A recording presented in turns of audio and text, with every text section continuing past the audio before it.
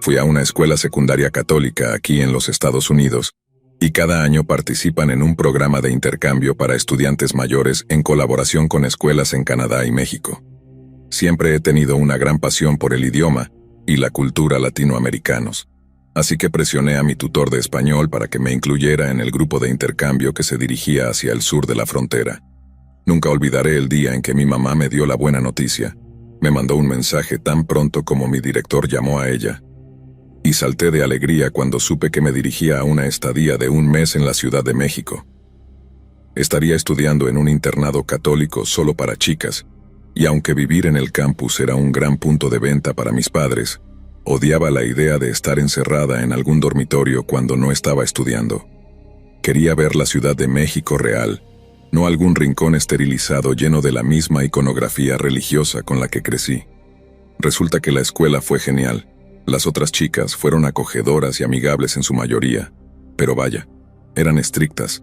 Técnicamente no se te permitía salir del campus, pero las chicas podían firmar para salir los fines de semana en parejas para ir a la ciudad y comprar útiles escolares, bocadillos o lo que su asignación les permitiera. Pero tenías que regresar a una hora específica, de lo contrario, el privilegio sería revocado indefinidamente. Así que en mi tercer fin de semana allí no pude encontrar a nadie que me acompañara a la ciudad.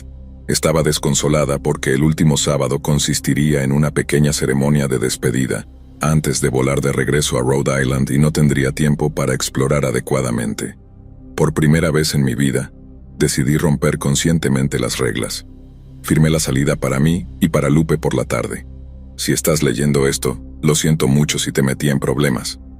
Me dirigí hacia la entrada principal, y justo cuando estaba a punto de escapar, vi que se acercaba el señor Jiménez con una expresión sombría en su rostro. Evité hacer contacto visual, esperando que me dejara en paz y no hiciera preguntas, pero resultó ser mucho pedir. ¿Te vas?, me preguntó en un inglés muy acentuado. Respondí en español, diciéndole que otra estudiante y yo íbamos a la ciudad a recoger algunos regalos de mis padres. Él simplemente sonrió y dijo rubia, señalando hacia mi cabello. Literalmente fue la primera vez que vi al tipo sonreír, y de repente entendí su interés algo enfermizo en mí. Hubo un incómodo momento de silencio antes de que me despidiera y me dirigiera hacia la ruta del autobús que me llevaría a la ciudad. Todo el tiempo rezaba para que ninguno de mis otros profesores me notara allí. Concedido, solo me quedaba una semana de intercambio, pero no tenía dudas de que me enviarían a casa temprano y en desgracia si descubrían que estaba violando el sistema de salida. Pero no, el autobús llegó, subí y me dirigí a explorar la Ciudad de México durante unas horas. Fue un sueño hecho realidad para mí. Me sentí como la versión femenina de Anthony Bourdain, explorando mercados callejeros llenos de humo y todo lo que la sobrecarga sensorial de una ciudad podía ofrecer.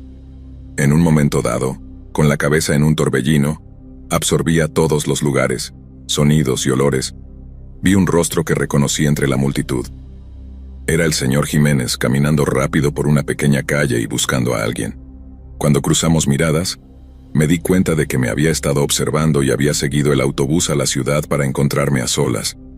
En ese momento, ser castigada por romper el sistema de salida era lo de menos, y la apuesta se había elevado a correr por el centro de la Ciudad de México, tratando de evitar ser acorralada por el profesor pervertido. Lo que siguió fue como una persecución hitchcockiana por calles y callejones, con el señor Jiménez acercándose a mí cada minuto. Me encontré sola en una pequeña calle trasera, y empecé a caminar rápido con la esperanza de finalmente perder a mi perseguidor. Estaba en pánico total en este punto, así que apenas vi el gran camión blanco al final de la calle.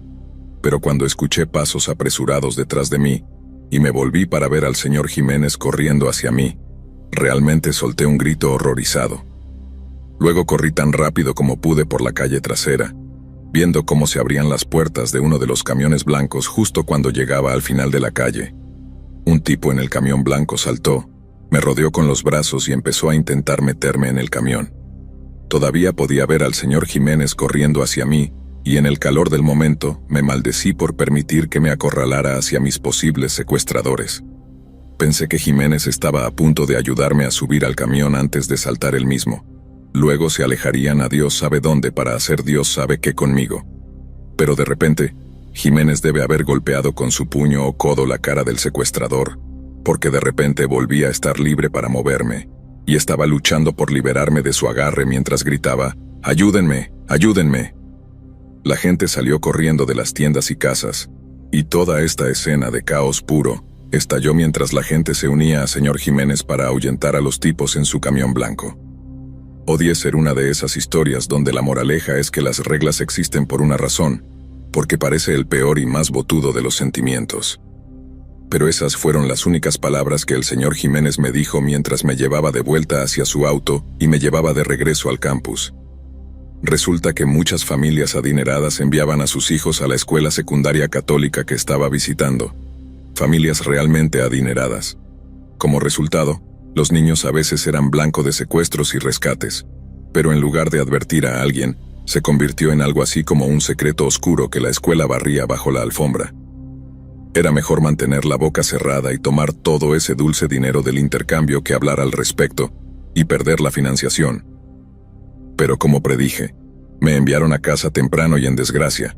Mis padres estaban absolutamente furiosos conmigo. La única condición estricta para que volara a México era que no fuera a ningún lado sola, y eso fue exactamente lo que hice. Sé que fue una tontería de mi parte y claro, si pudiera volver atrás lo haría diferente. Pero tienes que entender mi proceso de pensamiento. No pensé que volvería a México durante años. No podía quedarme sentada en un convento glorificado todo el fin de semana. Pero ahora lo entiendo. Entiendo por qué no es seguro andar vagando en países extranjeros, especialmente a mi edad. Siempre debes tener cuidado, siempre estar alerta, porque aunque la mayoría de la gente es amable, solo se necesita uno o dos tipos malos para representar un peligro real.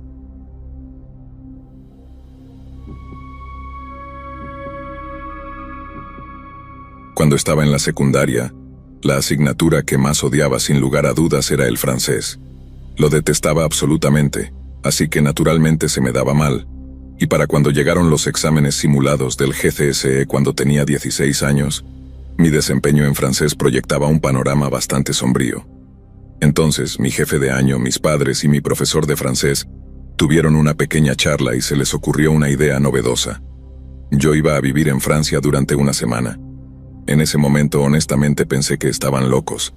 Este viaje parroquial era algo que la escuela hacía todos los años, pero normalmente solo los mejores estudiantes de las diversas clases de francés tenían la oportunidad de asistir, es decir, personas que realmente querían aprender francés. Sin embargo, como descubrí, también sugirieron que los estudiantes menos capaces consideraran asistir, y así fue como mis padres recibieron esa llamada fatídica. Lo llamaron aprendizaje inmersivo. La idea era que vivir con una familia francesa durante una semana nos obligaría a mejorar nuestras habilidades lingüísticas. Odiaba el concepto, pero es sorprendente lo abierto que puedes ser cuando tu mamá y tu papá te quitan la Xbox y la televisión, cortan tu dinero de bolsillo y prohíben que tus amigos vengan a casa. Después de una semana o así de gran embargo electrónico en 2004, de repente me encontré considerablemente más persuadible, así que en febrero de 2004 me subí al autobús para unirme a un puñado de otros estudiantes para el viaje de una semana a París. Nos esperaba un viaje en autobús de 5 horas hasta Dover, donde tomaríamos el ferry hacia Francia. Así que cargué pilas AA, una cartera de CDs llena de música, Dios, eso me hace sentir viejo, y me senté solo para prepararme para un largo y aparentemente inútil viaje. Cerca de 2 horas después de comenzar el viaje hacia el Canal de la Mancha, siento que alguien me da un toque en el hombro al meter la mano entre los asientos del autobús. Me quité uno de los auriculares para escuchar la voz de una chica preguntando qué CDs había traído.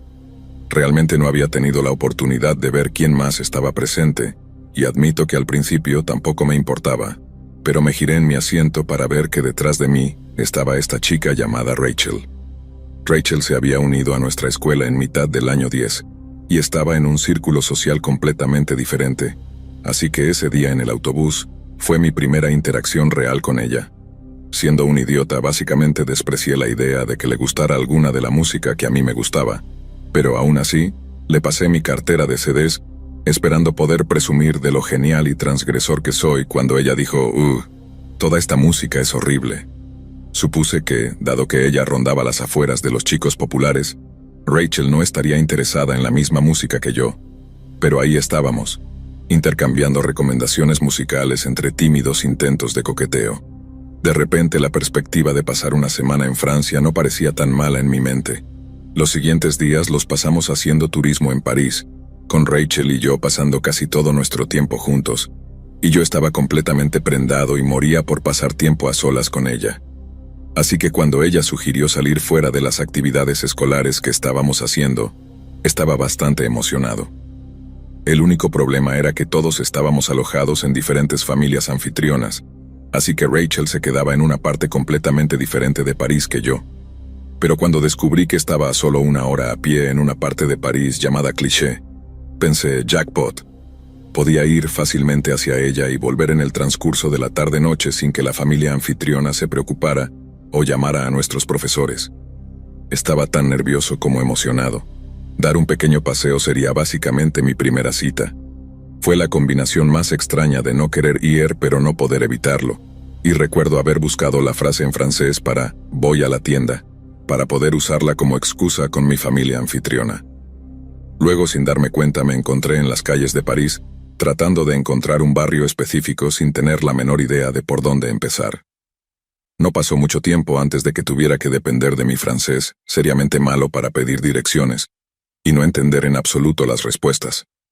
Básicamente iba en la dirección que las personas señalaban cuando decía «cliché, s'il vous plaît», y luego caminaba en esa dirección durante unos minutos antes de preguntarle a otra persona. Finalmente, el único grupo al que podía ver para preguntarle direcciones era un grupo de chicos de mi edad. Me acerqué a ellos. Les pregunté dónde estaba Cliché en mi terrible francés y, por lo que pude entender, básicamente dijeron que me llevarían allí. Todos caminaban en una dirección y me hacían señas para que lo siguiera, así que lo hice. Caminamos durante un rato, quizás 20 o 30 minutos, y de vez en cuando yo decía Cliché, y ellos decían no, señalando más adelante por la calle. De repente, escucho una sirena chirriante, y de repente estamos bañados en luces azules. Mi primer pensamiento fue, ¡qué guay persecución de coches francesa!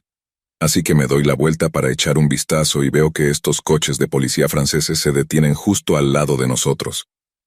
Los chicos con los que estaba simplemente se echaron a correr, y yo sabía que estaba metido en un lío por haberlos seguido, pero cuando un policía francés se te acerca corriendo con su porra, de alguna manera es instintivo correr lo más rápido que puedas. Terminamos siendo atrapados por otro coche lleno de policías, quienes nos agarraron del cuello y nos llevaron de vuelta hacia uno de los autos. Mientras caminábamos, uno de los chicos franceses comenzó a forcejear un poco y me empujó en el proceso.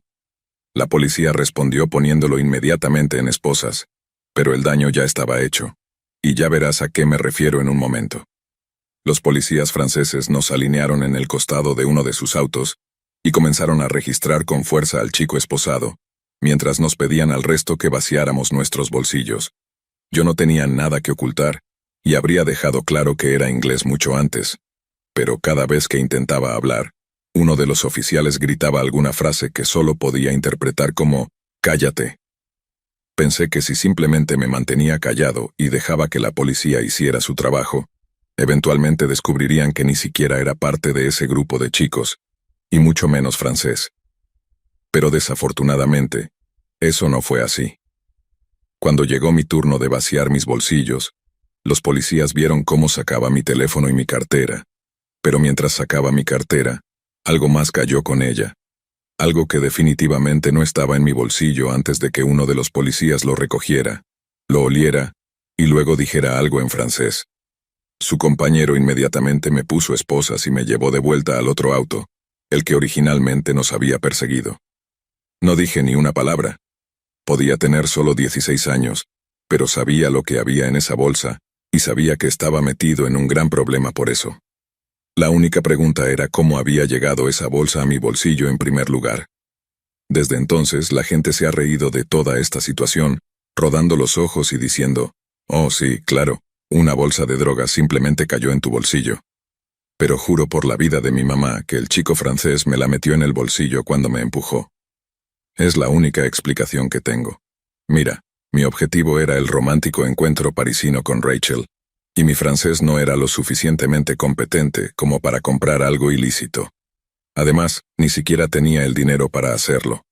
Pero de todos modos, fui llevado a alguna comisaría de policía, y me llevaron rápidamente al mostrador de reservaciones. Cuando llegué allí, obtuve este pequeño rayo de esperanza. De repente les importaba que fuera inglés, y organizaron un traductor. Pensé que al fin me libraría. Finalmente podría explicar lo que había sucedido y que todo era un horrible error porque estaba persiguiendo a una chica. Oh, eres un pequeño pícaro inglés, pensé que dirían. Vete y mantén tu pequeño pito en tus pantalones. Pero yo era joven, ingenuo y tonto como una roca, y no les importaba de dónde venía. Querían acusarme de posesión de sustancias ilegales con intención de distribución. Se me cayó la mandíbula cuando el traductor explicó las implicaciones de esa frase. Estaban buscando acusarme de algo grande, no alguna palmadita en la muñeca por ser un chico inglés desafortunado. Querían encerrarme, como puedes imaginar. Estaba absolutamente asustado. Estaba sentado allí en la celda en la que me habían metido pensando, nunca voy a poder volver a casa. ¿En qué estaba pensando? Todos estos pensamientos apocalípticos mientras esperaba horas para que la policía se pusiera en contacto con mi familia anfitriona, y por extensión mis profesores. También me consiguieron un defensor público francés que fue mi salvación absoluta. Este tipo hablaba inglés muy bien y cuando me dijo que no me preocupara, que nunca vería una institución correccional juvenil, estaba tan aliviado que lloré cuando salió de mi celda. Hasta el día de hoy no estoy seguro de cómo lo hizo, y tal vez solo fueron los estúpidos policías franceses queriendo asustarme, pero de alguna manera logró reducir el tiempo en prisión que me estaban amenazando solo a la deportación. No se me acusaría de nada y podría viajar libremente de vuelta a Francia una vez que cumpliera los 18 años, pero por ahora querían que me fuera del país, y causó un gran drama en casa.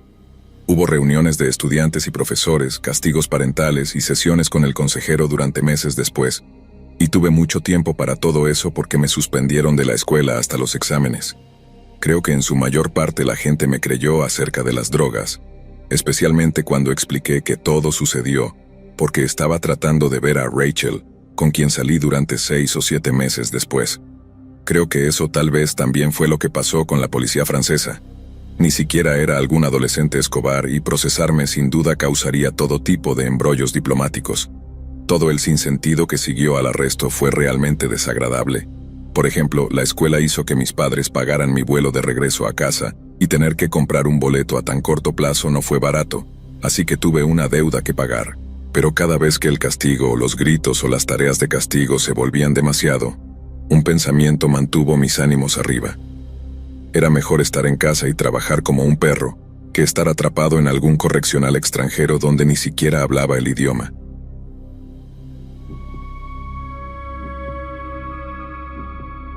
Crecí en Sudáfrica en la década de 1980, lo que significa que tengo una gran cantidad de historias locas, pero tal vez la más loca ni siquiera involucra a alguien de mi país, sino a una chica que vino a quedarse con nosotros por unas semanas un verano. Resulta que mis padres eran parte de Rotary, lo que en pocas palabras significaba que hospedaban estudiantes de todo el mundo. Se quedaban con nosotros por unas semanas, asistían a una universidad local y luego regresaban a casa. Y cada vez que lo hacían, mis padres recibían un pequeño incentivo económico por ser parte del programa. Yo era joven en ese momento, pero recuerdo que todos los estudiantes eran muy agradables, excepto uno, esta chica llamada Darcy. Según mis padres, Darcy parecía ser una chica muy brillante, pero también les causó muchos problemas con su pobre comportamiento. Salía hasta tarde, era grosera y antisocial, y para cuando la atraparon robando alcohol, mis padres ya habían tenido suficiente y organizaron para que se quedara con otra familia anfitriona. Más tarde supimos que fue una verdadera pesadilla, mientras vivía en su casa también. Lo único bueno que alguien tenía que decir de ella era que era muy apasionada por ser obstetra, que es el tipo de médico especializado en el embarazo. Según entiendo, mis padres dijeron que una de las pocas veces que les habló fue para anunciar que un doctor le estaba permitiendo asistir a un parto en vivo, del que parecía estar muy emocionada. Esto fue considerado un noble objetivo, y fue el único factor redentor de Darcy.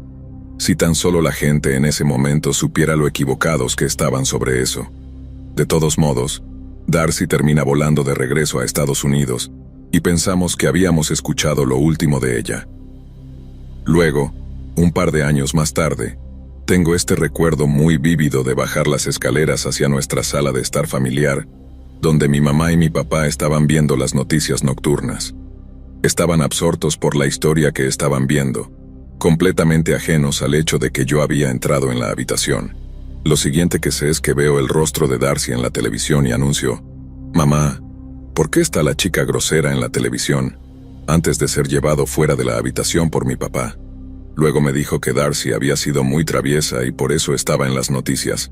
No supe qué tan traviesa había sido hasta muchos años después. No fue hasta que tenía unos 30 años que todo el incidente regresó a mí un día, y le pregunté a mi mamá y a mi papá acerca de esa chica Darcy que se quedó con nosotros unas semanas, y por qué la había visto en las noticias. Mi papá le dio a mamá una mirada incómoda al principio, antes de que ella explicara que Darcy había matado a alguien, y que obviamente fue una historia tan grande que fue transmitida en las noticias internacionales.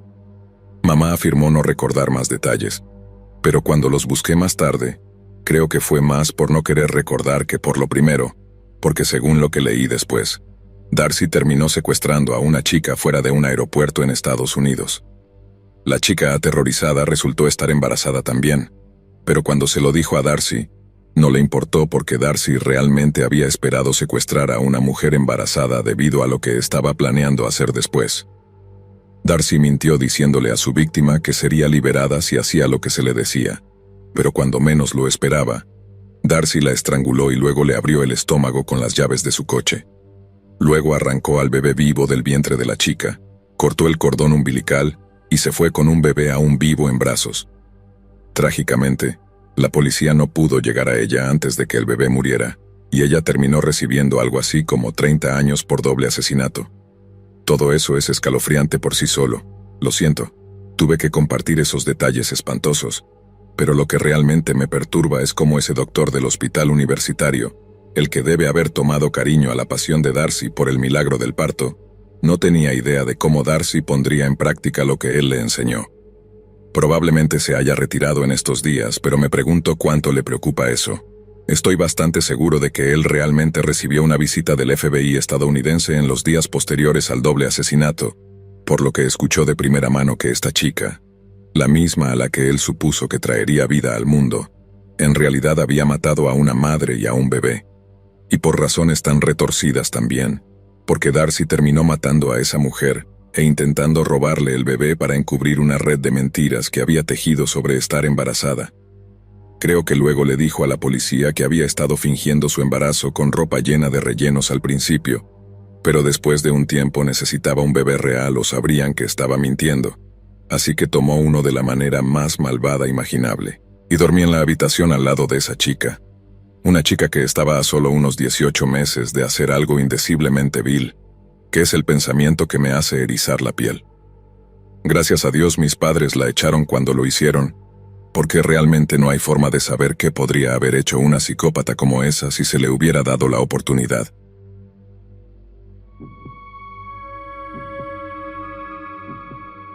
Cuando estaba en la universidad, tuve la opción de estudiar durante un año en la universidad en Frankfurt, Alemania.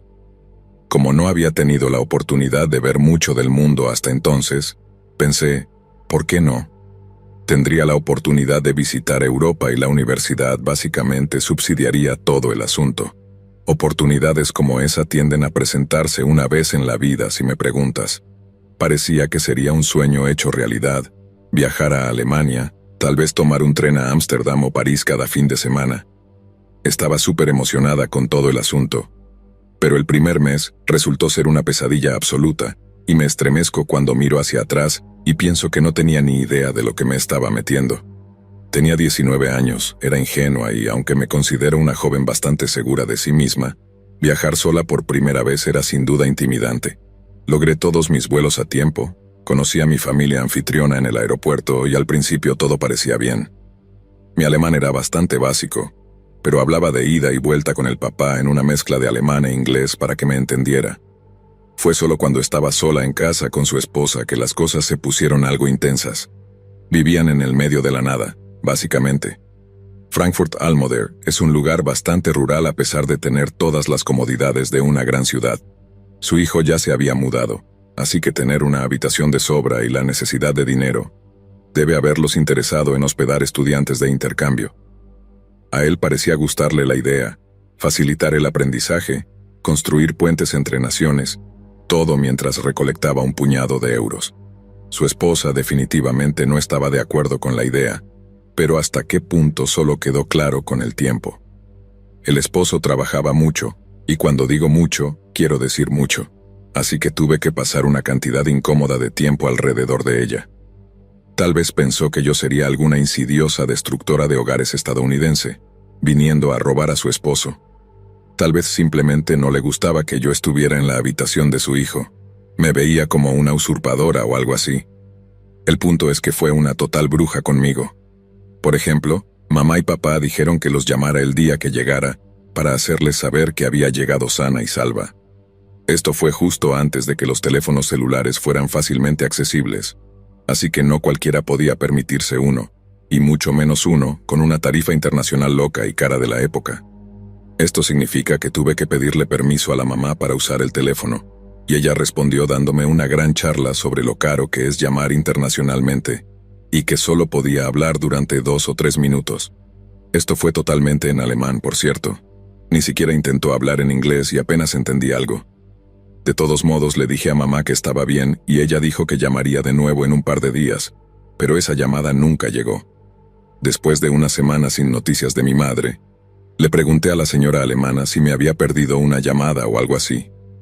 Ella dijo que no, y luego, para mi sorpresa, se negó a dejarme usar el teléfono para llamar a casa. Tuve que caminar 8 kilómetros de regreso a la ciudad para comprar una tarjeta telefónica y usar un teléfono público, solo para descubrir que mi mamá había llamado todos los días desde que hablamos por primera vez. Dijo que cada vez que la señora alemana contestaba el teléfono, ella preguntaba por mí en inglés o en un alemán roto, y cada vez recibía un completo silencio. Estaba furiosa. Regresé marchando al lugar donde me quedaba y me encerré en la habitación. Estaba muriendo por enfrentar a la mamá alemana al respecto, darle una pieza de mi mente, pero supongo que ese tipo de confrontación simplemente no está en mi carácter. Simplemente empaqué mis maletas en preparación para irme, porque eso es lo que había decidido hacer. Y le dije al padre cuando pasó por la casa que tenía la intención de cambiar de familia anfitriona. La mamá alemana pareció extrañamente triste ante la idea de que me fuera, pero era insoportable vivir con ella, así que supongo que al final consiguió lo que quería. Pero lo que realmente me persigue de todo esto fue que cuando finalmente pude cambiar a una familia anfitriona diferente, descubrí por qué ella estaba siendo tan extraña y espeluznante conmigo y con mi mamá. Su hija adulta no se había ido de casa ni nada por el estilo. Murió en un accidente extraño solo unos años antes. La nueva familia anfitriona me puso al tanto de toda la situación e incluso me mostró una foto de la hija fallecida. Se parecía casi exactamente a mí, como una imagen en el espejo en algunas de las fotos antiguas que tenía la nueva familia. Era como ver un fantasma o algo así, un verdadero doppelganger. De repente, todo cobró sentido. Sé que esto no es tan aterrador o espeluznante como si hubiera vivido con una familia de caníbales incestuosos, pero sí hubo algo realmente espeluznante acerca de toda esa revelación sobre la hija muerta. Cómo la gente aún puede verse afectada por cosas así. Simplemente no son los mismos fantasmas que podríamos imaginar.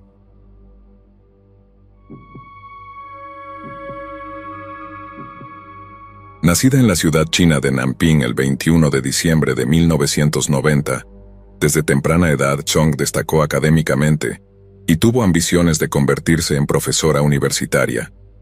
Naturalmente, continuó su educación superior después de graduarse de la Universidad Sun Yat-sen como la mejor de su clase, obteniendo otro título de la Universidad de Pekín 3 años después. Fue entonces cuando Chang tuvo la oportunidad de viajar a Estados Unidos en un intercambio académico, llegando a la Universidad de Illinois en abril de 2017 para realizar investigaciones sobre fotosíntesis y productividad de cultivos con el College of Agriculture, Consumer and Environmental Sciences.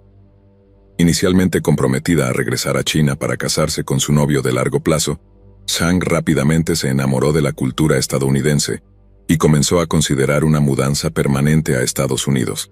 Con esto en mente, Chang deseaba asegurar un apartamento en Urbana, Illinois, por lo que el 9 de junio de 2017 viajó en autobús a un complejo de apartamentos fuera del campus, donde planeaba firmar un nuevo contrato de arrendamiento.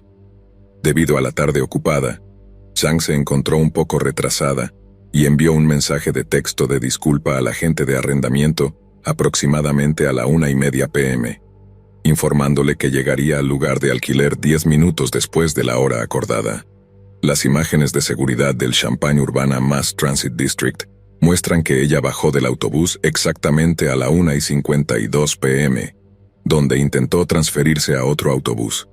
Sin embargo, al estar en el lado incorrecto de la calle para abordar, el autobús no se detuvo después de que ella intentó llamar su atención. Song luego caminó rápidamente hacia otra parada de autobús a pocas cuadras de distancia. Momentos después, mientras Chang esperaba su autobús, las imágenes de las cámaras de seguridad muestran que un Saturn Astra negro pasó junto a ella justo antes de las 2 p.m., para luego dar la vuelta y detenerse a corta distancia. El video indica que el conductor llamó o hizo señas a Chang, quien se acercó a la ventana del lado del conductor y pareció entablar una conversación. Después de aproximadamente un minuto, Chang subió al asiento del pasajero y el automóvil partió a las 2:40 p.m., casi una hora después de la hora acordada para la reunión. A pesar de esto, Chang no llegó al lugar de alquiler y el agente principal le envió un mensaje de texto para informarle que tendrían que posponer la reunión. Para las 9 de esa noche, al no haber noticias de Chang por parte de sus amigos, un profesor asociado preocupado contactó a las autoridades locales para reportarla como desaparecida. En los días siguientes, el Departamento de Policía de Urbana trabajó estrechamente con agentes especializados del FBI para rastrear los últimos movimientos de Chang, ofreciendo una recompensa de $10,000 por información que llevara a su recuperación. Profundamente conmovida por la desaparición de uno de los suyos, la gran comunidad estudiantil de la Universidad de Illinois ayudó a buscar en el área local, utilizando las redes sociales para crear conciencia y coordinar esfuerzos de búsqueda. Pronto se unieron al esfuerzo el padre de Chang, Ron Gao Chang, una tía materna y su novio, quienes volaron a Estados Unidos para reunirse con las autoridades y ayudar en la búsqueda. Cada uno afirmó que no regresaría a China hasta que Jin Chang fuera encontrada, y la universidad anunció planes para instalar cámaras de seguridad adicionales en todo el campus, afirmando que la seguridad de sus estudiantes era una prioridad principal. Para el 19 de junio, 10 días después de la desaparición inicial de Chang, las autoridades estaban desesperadas por obtener información, habiendo habido varios avistamientos falsos de ella en Salem, Illinois, lo que desperdició recursos y frustró las esperanzas. La cantidad de la recompensa se elevó entonces a $50,000, la más grande ofrecida en los 31 años de historia de la organización local Crime Stoppers. La mejor pista que tenían los investigadores eran imágenes fijas de la cámara de seguridad de la parada de autobús, pero quien manejaba el vehículo en el que Chang subió esa tarde se mantuvo lo suficientemente lejos como para que su número de placa fuera indistinguible. Sin embargo, aún había esperanza, ya que la policía descubrió que solo había 18 Saturn Astra de 4 puertas registrados a propietarios en el área local. Uno de estos vehículos estaba registrado a un hombre llamado Brent Allen Christensen, nacido el 30 de junio de 1989. Brent era un ex estudiante de doctorado en la Universidad de Illinois, habiendo sido un estudiante continuamente inscrito durante la mayor parte de 10 años. Era un hombre casado, y al ser interrogado sobre una posible interacción que pudo haber tenido con Jin Chang, afirmó no recordar qué estaba haciendo en el momento de su desaparición. Dijo a los investigadores que podría haber estado durmiendo o en casa jugando videojuegos, pero durante el curso de la entrevista quedó claro que Brent estaba ocultando un oscuro secreto. Cuando se le presionó para que fuera sincero, admitió que estaba teniendo una aventura extramarital, algo que usó para explicar varias ausencias que no podía justificar adecuadamente. El proceso de entrevista despertó una gran sospecha en los oficiales investigadores, quienes estaban seguros de que Brent tenía algo que ver con la desaparición de Chang. Fue en base a esta intuición que lograron asegurar una búsqueda de su vehículo, con la esperanza de que coincidiera con el del video de las cámaras de seguridad. Durante la inspección, los investigadores observaron que el techo corredizo del automóvil era notablemente similar al del automóvil de Christensen.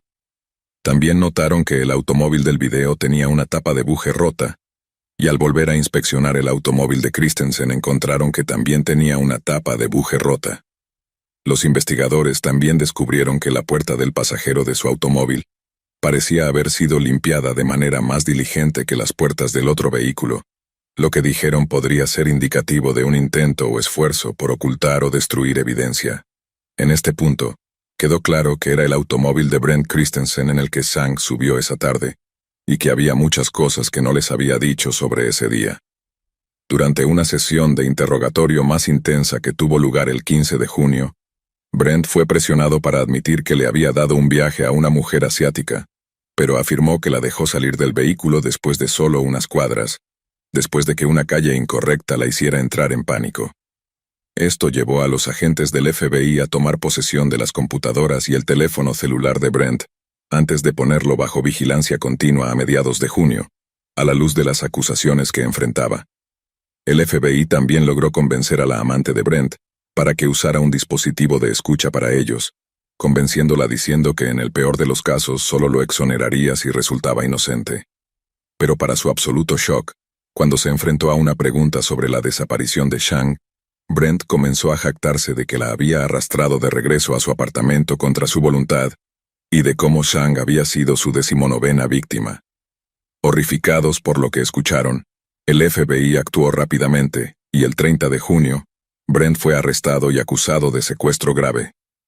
El FBI señaló que a pesar de que Christensen no tenía antecedentes penales previos ni registros de problemas disciplinarios en la universidad, había usado su teléfono celular para acceder a un sitio web llamado FetLife, visitando foros como Abduction 101, antes del presunto secuestro.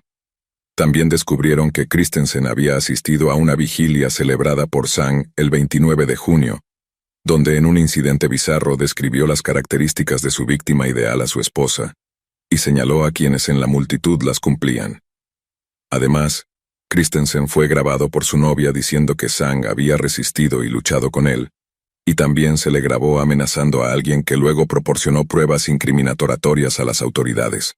Luego, al inicio de su juicio, a pesar de insistir en su inocencia al declararse no culpable de los cargos iniciales de secuestro y asesinato, Brent confesó su culpabilidad.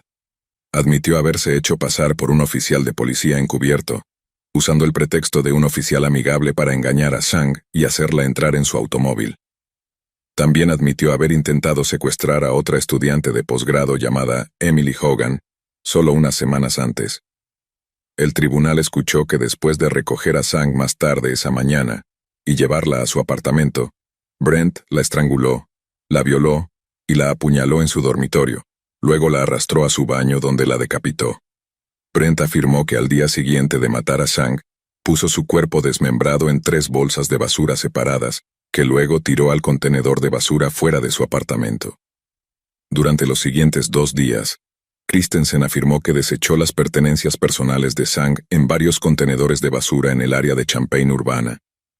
La basura del contenedor donde Christensen colocó los restos de Zhang fue vaciada 3 días después, y los contenidos fueron llevados a un vertedero privado en el condado de Vermilion, compactados al menos 2 veces, esparcidos en un área de 49 metros de ancho, y posteriormente enterrados bajo 9 metros de basura. Fue una confesión impactante y solo se dio debido a la amenaza de la pena de muerte. Pero incluso con la información proporcionada, era improbable que se recuperaran los restos de Zhang. El 24 de junio de 2019, un jurado tomó menos de 2 horas para llegar a un veredicto de culpabilidad. Brent Christensen fue encontrado culpable de un cargo de secuestro que resultó en muerte y 2 cargos de hacer declaraciones falsas a agentes del FBI. Durante las deliberaciones sobre la sentencia, el jurado no pudo ponerse de acuerdo unánimemente para condenar a Christensen a muerte. Como resultado, fue sentenciado a cadena perpetua sin posibilidad de libertad condicional. A principios de diciembre de 2019, Christensen se presentó en USP McCreary en Pine Knot, Kentucky, para comenzar a cumplir su sentencia de por vida. Dado que evitó la pena de muerte por el margen más estrecho posible, se podría argumentar que escapó del castigo que merecía.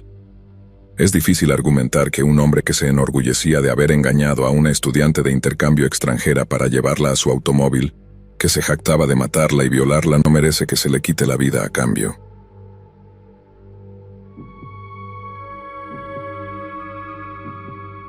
Nacida el 28 de diciembre de 1985, Meredith Kercher era más conocida por sus amigos de la escuela como Mess. Según todos los relatos, era una joven muy popular, descrita invariablemente como cariñosa, inteligente e ingeniosa.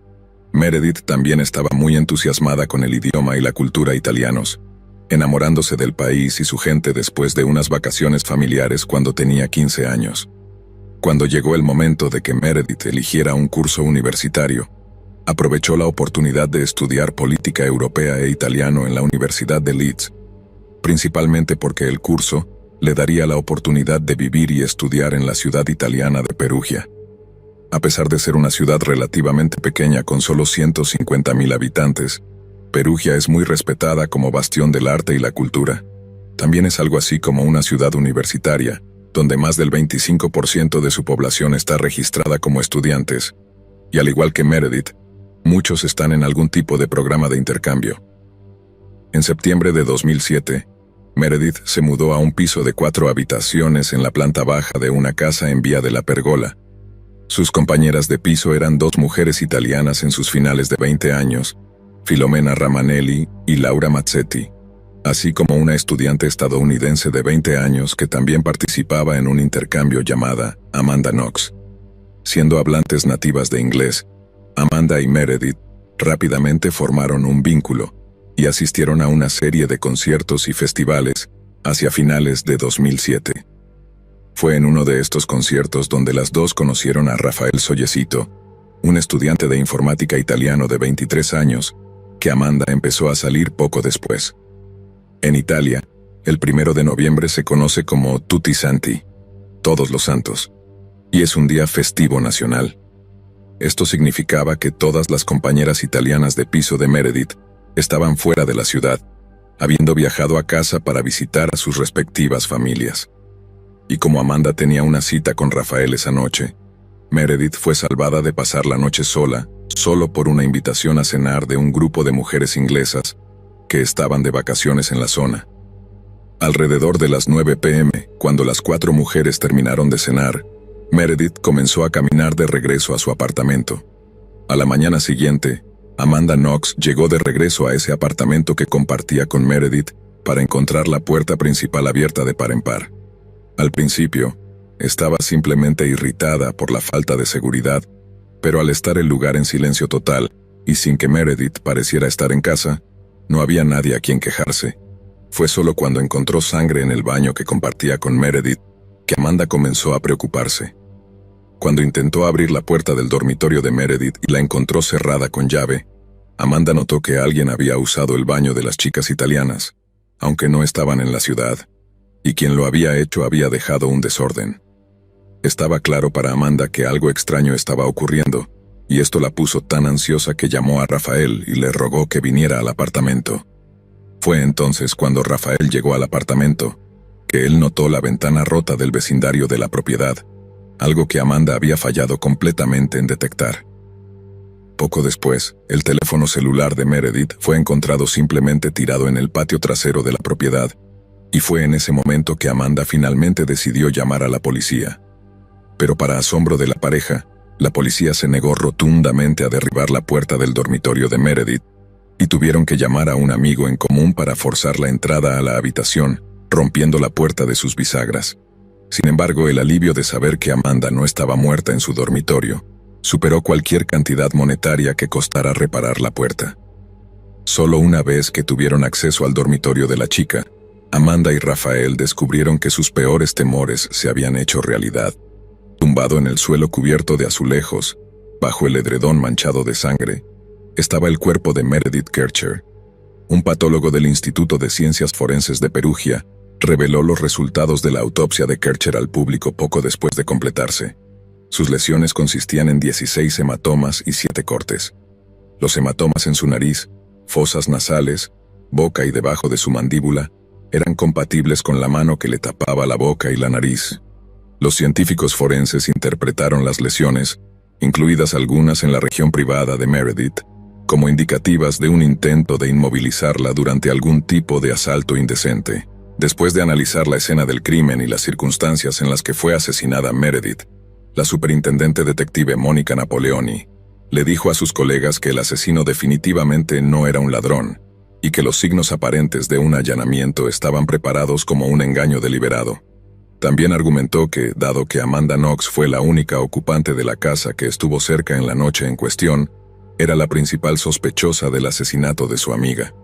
En las entrevistas policiales que siguieron, Amanda fue interrogada repetidamente sin la presencia de un abogado, y fue sometida a una presión inmensa, hasta que hizo declaraciones que la policía consideró suficientemente incriminatorias. Luego, el 6 de noviembre de 2007, Amanda fue arrestada y oficialmente acusada del asesinato de la afable joven británica con la que se había acercado mucho en tan poco tiempo. Lo que siguió fue una pesadilla viviente. Amanda era completamente inocente del crimen del que estaba acusada, pero esto no impidió que un hombre llamado Fiorenza Sarzanini escribiera un libro de crímenes reales superventas sobre ella. Su obra incluía eventos y relatos que habían sido completamente fabricados por Sarzanini, cosas que sensacionalizaban excesivamente los eventos de la noche del asesinato y básicamente hacían que todo el asesinato fuera el resultado de algún tipo de culto de erotismo desquiciado. Los abogados de Amanda más tarde describieron el único propósito del libro como el de despertar la fascinación morbosa de sus lectores, e incluyó una cantidad escandalosa y peligrosa de desinformación. Pero sin importar lo falsa que fuera su narrativa, el libro vio un gran éxito comercial antes de que comenzaran los procedimientos judiciales, y las teorías lascivas inventadas por el autor sensacionalista se convirtieron en la versión aceptada de los eventos.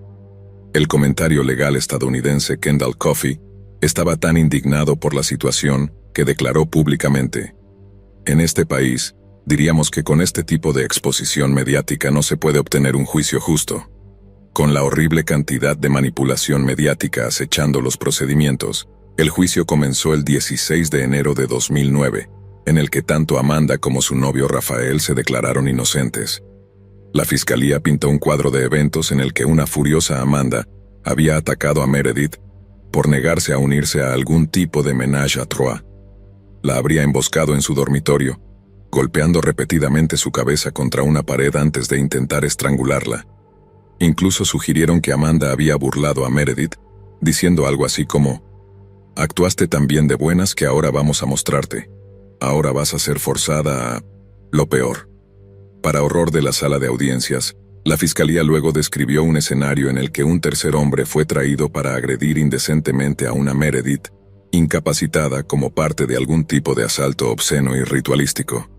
Una vez terminado esto, Amanda tomó un cuchillo de cocina y apuñaló a Meredith hasta matarla, antes de robar su teléfono móvil y algo de dinero para hacer que pareciera un caso simple de robo que salió mal. Era una historia convincente, tan convincente que el 5 de diciembre de 2009, un jurado italiano declaró a Amanda y a Rafael culpables de asesinato, con el juez presidente sentenciándolos a ambos a 26 años de prisión. El tercer implicado, quien en realidad cometió el asalto indecente, era Rudy Guede. Rudy había nacido en Costa de Marfil, pero había vivido en Perugia desde los 5 años. Su vida familiar había sido turbulenta, con sus maestros y sacerdotes siendo más activos en su crianza que su propio padre. Después de que se encontraron sus huellas dactilares en la escena del asesinato de Meredith, Rudy fue rastreado por la policía italiana, quienes descubrieron que había huido a Alemania en los días anteriores. Dada su evidente culpabilidad, Alemania permitió su extradición de vuelta a Perugia para ser juzgado.